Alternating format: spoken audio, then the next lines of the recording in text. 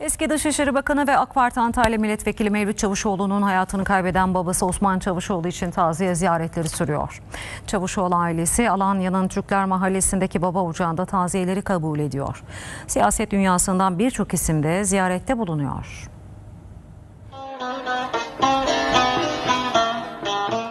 Eski Dışişleri Bakanı Mevlüt Çavuşoğlu'nun babası Osman Çavuşoğlu, Antalya Alanya'nın sevilen isimlerinden biriydi.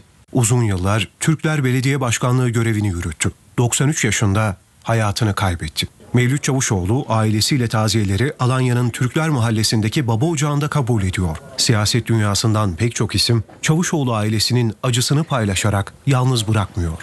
O isimlerden biri de Kültür ve Turizm Bakanı Mehmet Nuri Ersoy oldu. Bakan Ersoy, Çavuşoğlu ailesine taziye dileklerini iletti, acılarına ortak oldu.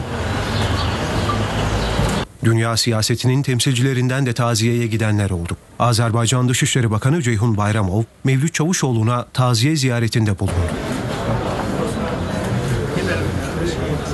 Bugün biz Azerbaycan heyeti olarak kardeş Türkiye'de Alanya'dayıq və gəlməyimizin əsas səbəbi ondan ibarətdir ki, əziz qardaşımız, yaxın dostumuz Mevlüt bəyə, onun qardaşlarına, onun bütün böyük Çavuşoğlu ailələrinə başsağlığı verməkdir.